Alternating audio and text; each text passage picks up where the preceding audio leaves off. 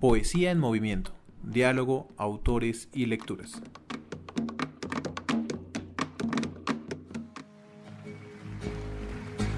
Solo le pido a Dios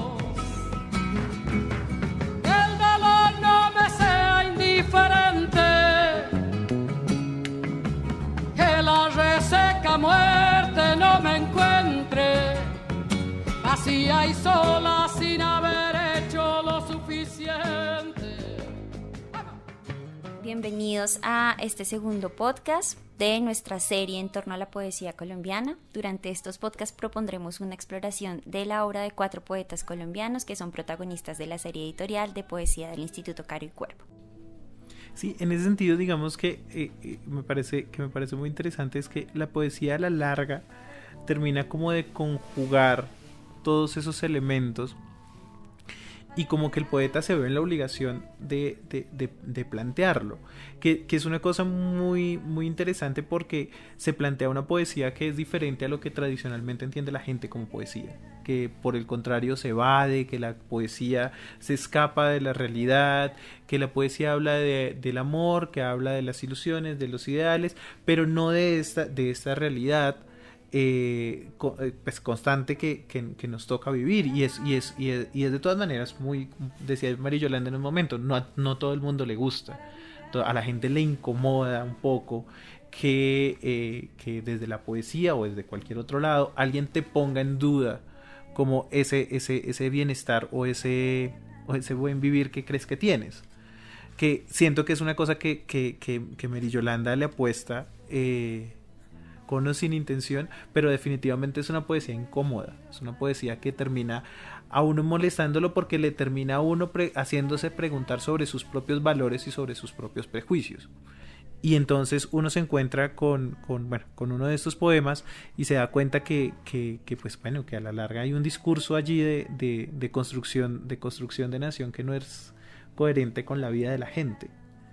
Y creo que allí juega mucho algo que decía María Yolanda, y es que María Yolanda se ha dado la oportunidad de conocer el país y de ir a cada uno de esos lugares y de hablar de cada uno de esos espacios. Para María Yolanda, ¿qué ha sido eso qué ha sido el viaje en su construcción de poesía? ¿Cómo de una u otra manera estos viajes han terminado fluyendo en la poesía y qué es lo que se ha dado cuenta que es necesario contar? Bueno, algunos viajes, la mayoría se han dado por razones de trabajo.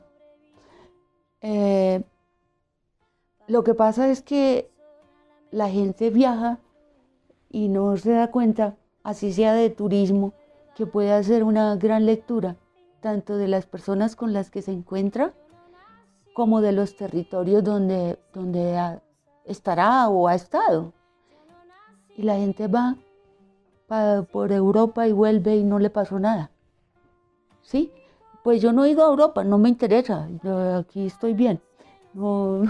Aquí tengo la naturaleza que, sí, tengo el mar, he trabajado en puertos, aunque me ha tocado trabajar en diferentes cosas, eso me ha dado la mayoría de los insumos que yo tomo para mi poesía. En La ciudad que me habita, que es mi primer libro que se publica en 1989, yo era auxiliar de contabilidad y administraba una fábrica de muñecos. Y ahí aprendí a verlas, porque me tocaba todos los días contar los troncos, contar los brazos, las piernas. A las 4 de la tarde todo eso tenía que dar un muñeco entero. 20 años después, me tocó ver los propios seres humanos de esa manera. Entonces, cada trabajo mío, cada viaje que yo hago, me ha dado elementos para hablar del ser humano. Así como en esa fábrica vi cómo se armaba un muñeco a las 4 de la tarde y nadie podía. Pues si eran tantas cabezas y 20 años lo que me entrega la vida, ¿sí? Si yo viajo en calidad de promotora de lectura o lo que sea, pues yo no solamente llevo una misión administrativa, misional, yo llevo otra misión como ser humano, y es encontrarme con ellos, es leerlos a ellos, es compartir con ellos, y que ese viaje al regresar me da algo a mí, ¿cierto? Así sea de un paseo familiar, pues uno no se ve mucho con la familia, pero esos son momentos en que los ve y alcanza a leer su médula, o sus tristezas, o sus alegrías, o sus logros, o sus virtudes. Entonces el viaje, así sea el viaje que se hace en la casa de uno, escuchando a una trabajadora social en una emisora universitaria, que le está diciendo a uno: acabo de llegar de tal lugar donde se cometió una masacre, entrevisté a los campesinos, entrevisté a los dolientes. Oye, yo también recibo eso como si estuviera viajando con ella, como si hubiera ido con ella. Y no a todo el mundo le pasa, no todo el mundo le pasa. No todo el mundo acepta leer un poema de uno. Dice: no, yo le devuelvo este libro no, si me tocó regalarlo, yo no pude con eso. Pero ahí hay una cosa muy grave. ¿Y por qué les da miedo conocer la realidad? Si tal vez si todos la conociéramos de la manera que nos duele a muchos, tal vez no estaríamos como estamos, ¿sí? No llevaríamos, pues yo toda la vida he sabido de lo mismo, ¿sí? Por eso no he podido cambiar el discurso artístico, porque no se puede, no ha podido, ¿cierto? Entonces los viajes han sido determinantes. El solo hecho de que yo salga de mi casa para encontrarme con ustedes es un viaje donde yo me permito hablar con el Señor que me trae, ¿cierto? Porque el Señor que me trae no solamente es un transportador, un conductor, un asalariado, es un ser humano. Y qué bueno saber de cómo están los tiempos de respiración de Él hoy. Sí, es un poco tomarle el ritmo también, como que a la larga es allí donde está la poesía, ¿no? Es como en esa vivencia cotidiana, y en esa vivencia cotidiana tanto de lo hermoso como que tiene la vida efectivamente, como lo terrible que tiene la vida. Y es que un poco nos hemos, o en la tradición, o en lo tradicional que nos hemos imaginado la poesía, es que la hemos reducido a aquello que es bello, o aquello que se reduce a mi relación íntima conmigo. Pero ¿qué pasa con la relación con los otros? ¿Y dónde están esos otros reales y tangibles, que yo siento que logran, que es una cosa impresionante, ¿no? Y es que cuando uno tradicionalmente lee poesía, se encuentra con un otro que puede ser cualquiera, digamos, pero que no lo puedo tocar. Yo siento que cuando leemos estos poemas de Mary Yolanda, ese otro es mucho más tangible. O sea, siento que me lo puedo encontrar, cierto que lo veo en las noticias, pero también me lo puedo encontrar en la esquina, me lo puedo encontrar en cualquier lado. Y vuelve y juega. Me evita, o me complica mucho la vida, porque no me puedo evadir. No me puedo escapar de la realidad y de lo que me tocó vivir, porque me jala. Y en eso siento que hay un ejercicio muy revolucionario, en la medida en que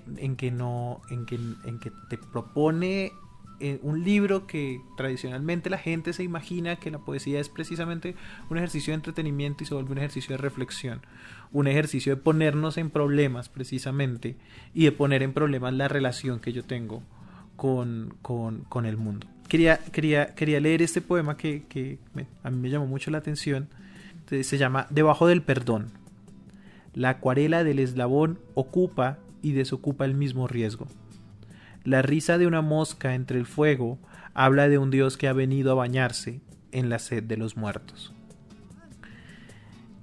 Aquí hay algo que a mí me llama poderosamente la atención, y es que evidentemente la realidad y lo que toca vivir en este país que nos corresponde hace desilusionar a cualquiera, por ejemplo, de esta idea de Dios. Esa idea de Dios a mí me parece que me complica mucho la vida. Yo tengo una niña de 12 años y ella me pregunta y me dice como, bueno, y si Dios existe, ¿por qué esto pasa? pero a veces me da la impresión que tampoco quiero que decirle como lo que yo creo, sino que ella se vaya construyendo eso. Es esa desilusión de ese Dios que además aparece en la edición con mayúscula, es bien tensionante, ¿no? Es bien tensionante porque es un Dios con mayúscula que ha venido a bañarse en la sed de los muertos. Es un Dios que como si acaso los muertos fueran también un sacrificio a él, como estos dioses paganos que se supone que se acaban. Y yo quería preguntarle sobre eso, además porque hay un libro, ¿no? Que Dios estorba, que habla sobre eso, y quería preguntarle sobre esa imagen de Dios y sobre lo que pasa allí con él. Bueno, creo que después de ese libro, Dios obra, estorba, yo vine a entender que no necesariamente yo lo estaba culpando de todo, sino que yo lo estaba buscando. Y solamente después de ese libro yo me di cuenta, pues, que cada uno tiene un Dios, ¿cierto? Hasta los malos tienen un Dios, ¿sí? Entonces, pues a mí me sirvió mucho haber escrito ese libro, y de todas maneras, porque cada uno tiene un Dios y seguramente le parecerá bien. Los católicos van a misa y salen y se dan machete en el atrio de la iglesia, después de verse con su Dios. Yo no entro a la iglesia, pero tengo un Dios y yo hablo con él y yo lo cuestiono y yo le echo la culpa de muchas miserias que nos pasan, ¿cierto? Es un ejercicio que de todas maneras tiene algo de misterio, ¿no es cierto? Y que uno se irá de este planeta o de este estado y uno no habrá reconocido como que esos misterios extraños que tiene la poesía, que tiene el arte. Y en esa medida Dios, el Dios mío, sigue siendo una constante. Pero de pronto el otro se identifica, porque dice, sí, es que ese tal cosa, y es su Dios, pero es que también puede ser el mío. Entonces, hay cosas que uno no alcanzará a resolverse en los misterios de la poesía, porque esa también es otra parte, que uno, pues yo a mi edad, yo leo desde la edad de 4 años, escribo desde la edad de 6 años, y tengo muchas cosas que aún no me he resuelto, y son misterios, son cosas mágicas del hecho de atreverme a sacar un producto artístico de hechos tan terribles como los que nos pasan. Ahí hay una cosa, y uno de los misterios que a mí me parecen más lindos y más potentes de lo que he leído de ti es la dignidad. Que puede que en ti, siento, ¿no? Es mi posición como lectora, pero que en ti la dignidad está en ese contar, en ese tratar de elaborar desde la palabra eso que has visto en otros y eso que ves en ti, en cómo enfrentarte a esa realidad, pero que también hay otras muchas búsquedas de otras muchas formas de elaborar esa dignidad, pero no hay una dignidad unificada como uno puede o como se puede pretender desde lo institucional o desde el discurso también religioso, ¿no? Como unificar la dignidad. ¿Cómo ha sido ese misterio de la dignidad? Me parece como interesante preguntarte esto, ¿no? Como, ¿cuál ha sido esa búsqueda o cómo has tratado de encontrar ese misterio de la dignidad en tu obra? Bueno, eso va relacionado con uno mismo, ¿no es cierto? Porque la obra es uno, ¿cierto? Y yo hago la obra, soy yo la que hace la creación, ¿cierto? Ha sido tan difícil el tema de la dignidad que a mí ya me hicieron una cirugía de rodilla. ¿Eso tiene que ver con la dignidad? Eso tiene que ver con de qué manera estoy parada en la tierra, ¿cierto? ¿Sí?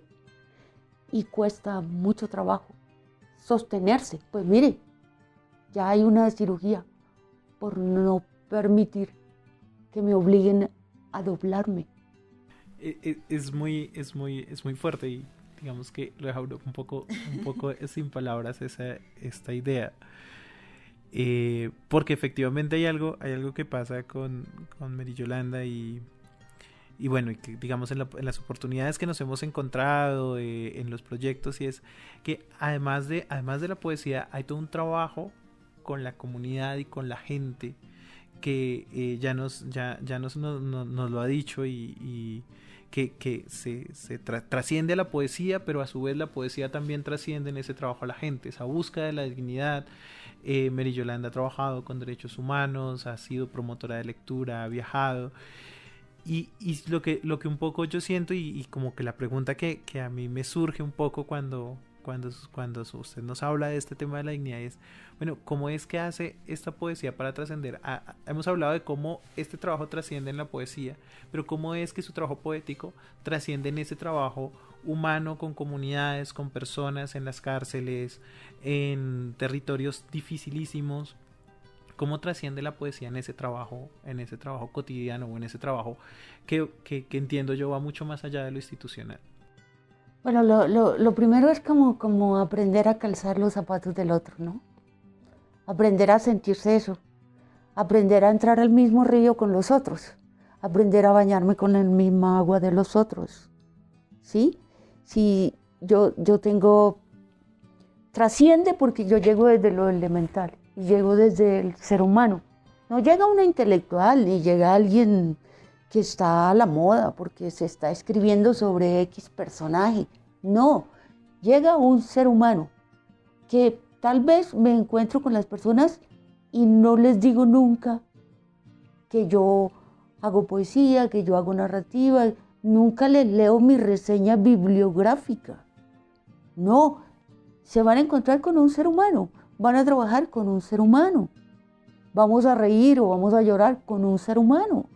Y eso me ha permitido estar en una cárcel con lo de un lado y lo del otro lado, ¿sí? Porque es que llega el ser humano, no llega la persona que escribe de esto. Si a mí me invitan a una comunidad como la de Apartadó, donde a raíz de todo lo que pasó tuvieron que hacer una clínica mental, ¿cómo sería? Y estas mujeres con las que yo interactúo presentando mi novela, me llevan al cementerio y me explican cosas tan terribles de cómo tenían que cavar y cavar tumbas porque los muertos estaban amontonados. Para que esa mujer me cuente eso a mí, es porque yo también le entregué mi alma. No llegó la escritora, no llegó la tallerista, no llegó la intelectual, la directora de una revista de modas, no. Llegó un ser humano. Y en esa medida, así como la mujer o las mujeres de un taller literario de allá me llevan a contarme esas historias tan duras, porque es que es la vida la que me pone a que ellas me cuenten. Yo no les dije que me contaran. Simplemente al otro día íbamos a ir de paseo a Turbo y me dicen la cita en el cementerio. Es la vida la que me pone ahí. Entonces ellas, nos vamos a rumbear, pero primero hacemos una paradita aquí y usted se va a enterar de esto. Y yo no les pregunté de eso. Ya habíamos tenido un taller y la presentación de mi novela, donde ellas dijeron, es que su poética, o la que construye en Bogotá o en otros lugares del país, es lo que nos ha pasado acá. Y por eso ellas sienten la necesidad de contarme cosas, ¿sí? Así de esa manera, tanto ellas se quedan en mí y yo me quedo en ellas, ¿cierto? Pero yo no fui tomando una nota, no, yo no fui escribiendo todo el tiempo, no. Estuvimos en el cementerio, estuvimos después en el almuerzo, en la rumba, en el brindis y en la cosa, ¿cierto? Yo no les pedí nunca que me contaran. Ellas ya se habían dado cuenta quién era yo y que me podían contar. Pues claro, uno se regresa con el corazón más arrugado de cómo llegó allá. Pero son personas que nunca se van de la vida de uno. Ni la detenida política, ni la detenida del otro lado. Ellas todavía hablan conmigo, ¿cierto? Todavía se atreven a decirme 5 minutos porque me pueden rastrear, pero quería saber de usted, cosas así. Se han quedado ahí. La gente buena, así sea de un lado o del otro, se ha quedado en mí y seguramente yo me he quedado en ellas. Esas es las maneras como trasciendo, ¿no? O sea, es que antes de yo escribir poemas soy un ser humano.